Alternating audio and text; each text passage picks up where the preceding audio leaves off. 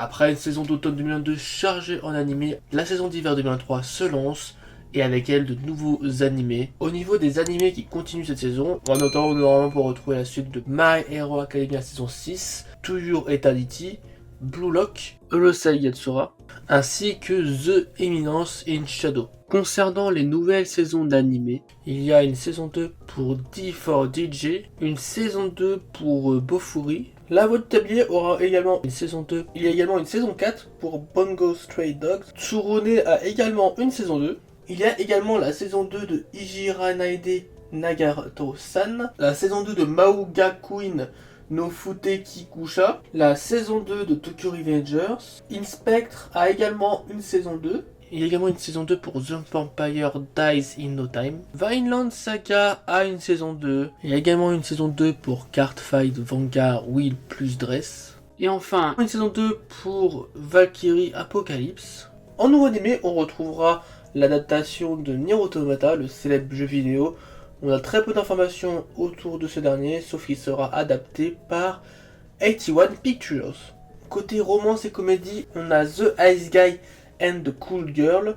Pour résumer, l'histoire se centre sur Imuro, un descendant de Yuki Onna, qui possède des pouvoirs glacés et il a un faible pour sa collègue nommée Fuyutsuki, une femme calme qui a le don d'apporter des solutions simples à ses problèmes non conventionnels. Au niveau de la production, c'est les studios Liber et 0G qui s'en occupent. Les trailers n'ont pas l'air incroyables au niveau de la production, donc on espère que la comédie sera sympa, mais vraiment l'anime a pas l'air dingue en termes de production. Il y a également Onichan is Done for du studio Gender Blender. On suit Mairo Oyama, un NEET Ikinomori, qui à son réveil constate qu'il devient une jeune fille. Coupable de cette transformation, sa sœur cadette Miari Oyama a pour but de faire de son frère un homme responsable. Alors la production a l'air vraiment sympathique, franchement. C'est ce qui m'attire dans cet animé. Voilà, je sais pas ce que ça va donner, mais en tout cas la production vraiment sur le trailer, au niveau de la DA, au niveau de style d'animation qu'il y a, je trouve que c'est vraiment très très cool. Donc j'ai hâte de voir ce que ça va donner. On reste dans le thème avec Tomo-chan est une fille. Alors pour le coup, il n'y a pas de changement de corps, mais on suit Tomo Aizawa et son ami d'enfance Junichiro Kobata. Tomo est amoureuse de son ami, elle tente de se déclarer, mais Junichiro la voit toujours comme le garçon manqué qu'elle était. Donc en fait, c'est pas vraiment un changement de corps pour le coup, mais vraiment il y a toujours cette histoire de genre, on va dire, de garçon manqué, etc. Et bah, la production a l'air moyenne pour le coup, je sais pas, ça m'attire moins, je trouve, en termes d'animation, donc à voir ce que ça donne quand même, peut-être que je testerai. On a également Spy Q2, ou autrement appelé Spy Classroom ou Spy Room. Après un conflit militaire dévastateur, les pays mènent leur guerre dans l'ombre. Klaus, un espion atypique qui n'a jamais échoué dans ses missions, décide de former une unité pour mener à bien une mission impossible qui a plus de 90% de chances d'échouer. Cependant, les membres qu'il a choisis sont 7 filles sans aucune expérience pratique. Elles devront ainsi utiliser n'importe quel stratagème pour prouver qu'elles sont à la hauteur de la mission. Donc un animé du studio Phil, épaulé par le studio Marco pour la 3D, qui a l'air sympathique. Au niveau ça m'intéresse moyennement pour l'instant, mais la production a l'air sympa.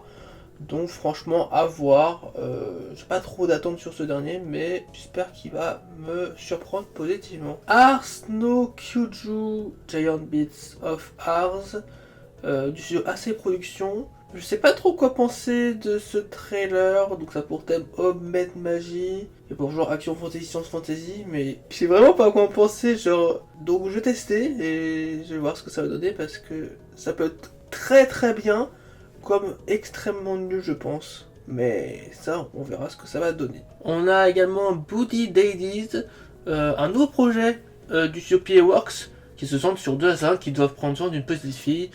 Après la masterclass qu'ils ont sorti la dernière saison qui est Akiba Midwar, j'ai très hâte de voir ce que ça donne. On a également Trigun Stampede qui s'annonce très intéressant parce qu'il est fait par le studio Orange qui a notamment fait Useki no Kuni ainsi que Beastar, donc un studio spécialisé dans l'animation en 3D en général, et donc il adapte ce qui ressemble à un préquel de Trigun, la fameuse série qui a déjà été adaptée par le passé et qui est assez connue de nom, et donc cette fois-ci sous un aspect beaucoup plus 3D qui n'a aucun rapport avec la direction artistique de l'ancienne série. J'ai très hâte de voir ce prologue, mais vraiment la 3D a l'air trop bien faite. Ils ont beaucoup travaillé sur cette production, vraiment sur la qualité de la 3D. Et ça se voit surtout pour les fights, vraiment. On a une qualité qui ressemble et qui est voire même meilleure que Useki no Kuni, qui est pour moi le prime, on va dire, de l'animation CGI japonaise 3D. Bon, l'animé, on va dire, vraiment c'était trop incroyable la 3D qu'il y avait dans Useki no Kuni. Et là, ça a l'air encore meilleur. Donc j'ai juste hâte de voir ce que ça va donner. On a également Mu Hippon. Après leur performance au dernier tournoi de judo au collège, Michi et Sanae entrent au lycée.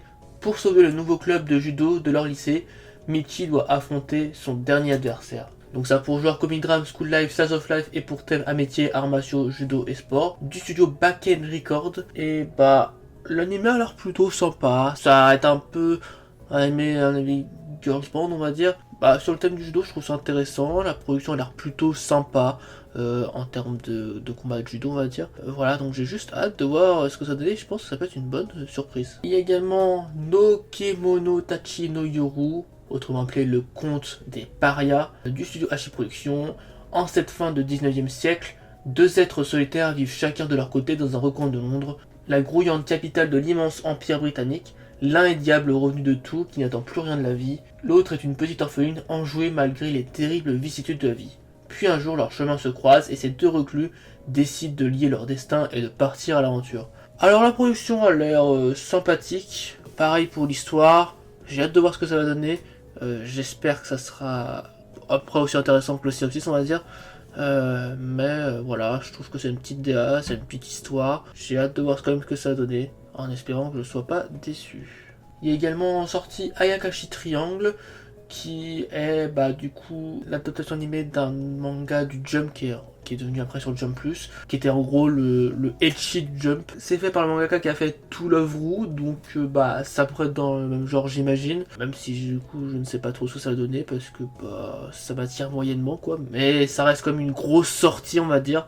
Donc s'il y a des personnes qui ont vu To Love Ru et que ça leur a plu, je pense que ça devrait être bien. Moi j'ai pas vu les deux donc je peux pas vous dire, mais bon la production a pas l'air non plus incroyable, donc je sais même pas si je vais tenter le coup parce que ça m'attire vraiment moyennement quoi. Il y a aussi Kubo-san wa Mobu wo Yoru Sanai du Shopping Jam. Shiraishi est un garçon ordinaire qui a deux doigts d'être invisible auprès de ses camarades de classe et de ses pairs, et Nagisa Kumo, sa voisine de table qui le remarque toujours, effectue des expériences de manière ludique pour jauger à quel point il est invisible. C'est ainsi que cette dernière se déclare comme étant l'héroïne de Shiraishi. La production a l'air moyenne, mais ça passe quoi. L'intrigue m'intéresse moyennement, mais j'avais presque envie de tester le manga auparavant, donc en soi, peut-être que ça me plaira. Je vais profiter de l'anime pour voir si ça m'intéresse ou pas, mais j'en attends pas énormément, on va dire. Et enfin, Tondo Demo Skill des Isekai Uru Meishi. Un Isekai, mais pas un Isekai comme les autres, parce que c'est le premier Isekai de Mappa. Alors au niveau de la qualité de la production, ça a l'air quand même plutôt sympa pour le genre. Après au niveau de l'histoire, ça m'attire pas trop le synopsis, donc je vais quand même tester, voir ce que ça va donner. Anime faire papa en isekai, mais j'en attends pas non plus grand chose quoi, on verra. Voilà pour les animés d'hiver 2023, on espère pas mal de surprises quand même dans le lot. J'espère que du coup vous aurez trouvé un ou plusieurs animés à regarder dans cette vidéo, et j'espère qu'ils vous plairont. Voilà, j'espère que cette vidéo vous a plu, si c'est le cas n'hésitez pas à liker, commenter, partager. Je vous invite également à me suivre sur les différents réseaux sociaux, le lien est dans la description. Sur ce, je vous souhaite une bonne journée, une bonne soirée, c'était Paul, salut.